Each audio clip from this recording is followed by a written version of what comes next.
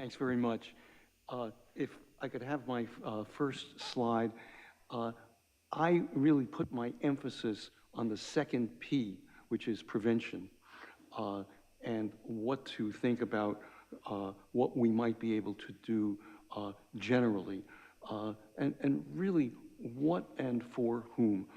3 topics: research, both basic and applied, expanding cancer screening, many opportunities, and also talking about funding and sustainability. The research falls into many different categories. It includes identifying etiology, pathogenesis, pathology, and also empiric and epidemiologic observations. My first bullet point is something that I think we tend to lose sight of in this era of precision medicine, which is that many prevention and screening approaches are based on epidemiology and empiric observations together with intervention studies rather than on molecular understanding. Tobacco, obesity, exercise, most cancer screening approaches. On the other hand, looking toward the future, identifying the etiology can lead to etiology-based interventions. And etiology can, we heard from Dr. Chen, for example, infectious causes, an enormous impact. And we heard from Dr. Schutz about industrial asbestos exposure. And we perhaps have heard a little bit less, but I think enormous opportunities for genetic lesions that increase cancer risk that we can target either indirectly or directly. And I'm not trying to talk about gene replacement treatment, but instead to perhaps screen for diseases where people are at increased risk. So what's the main goal of cancer prevention and screening? It is to save lives and to do it cost effectively.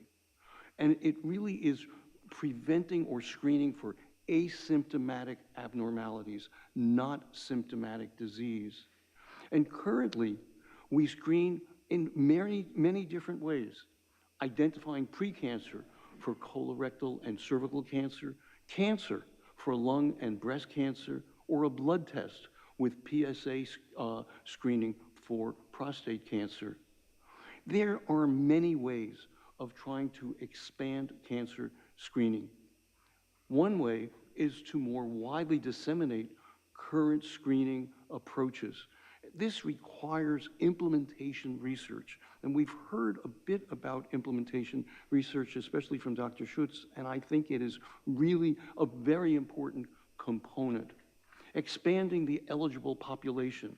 For example, decreasing the number of packed years of smoking that are required for you to be eligible for lung cancer screening, or lowering the age of eligibility for breast and colorectal cancer screening. You could modify technology to reach a larger proportion of the eligible population. For example, self-sampling for cervical cancer. And really, in terms of thinking about the future, developing technology to screen for new cancer types. For example, endometrial cancer for patients with Lynch syndrome, or ovarian cancer for patients with BRCA1 or BRCA2 mutations. This is just, if you will, the tip of the iceberg, and I think we could think about this as focusing on high-risk populations initially, and if it can be demonstrated that this is cost-effective, perhaps going down to more average risk populations.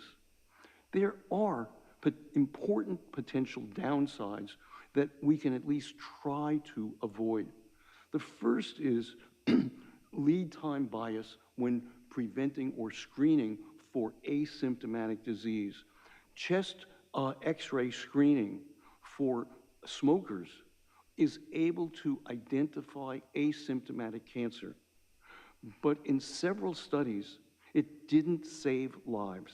What happened instead was lead time bias. We need to be sure that we are avoiding that. On the flip side, once a successful intervention becomes standard of care, there should be mechanisms and particularly funding available for widely deploying the intervention to all eligible populations. Often we don't seriously consider or fund how to deploy the intervention at scale, leading to a health disparity. So who will fund the research?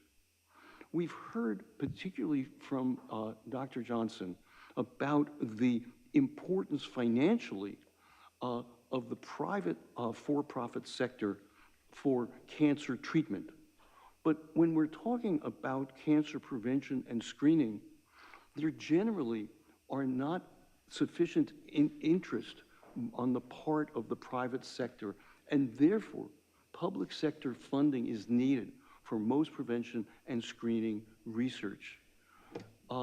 After public sector funding has de-risked the intervention and a successful outcome has been demonstrated, the commercial sector can usually make the intervention sustainable. But a very important caveat is provided that insurance covers the intervention. So another point is, if possible, make the intervention easy for at-risk patients. This is not straightforward. Lung cancer screening was shown 15 years ago to save lives, but it has been underutilized because it demands a lot from the asymptomatic patients. So there's a very big theoretical advantage of blood test-based screening or liquid biopsy.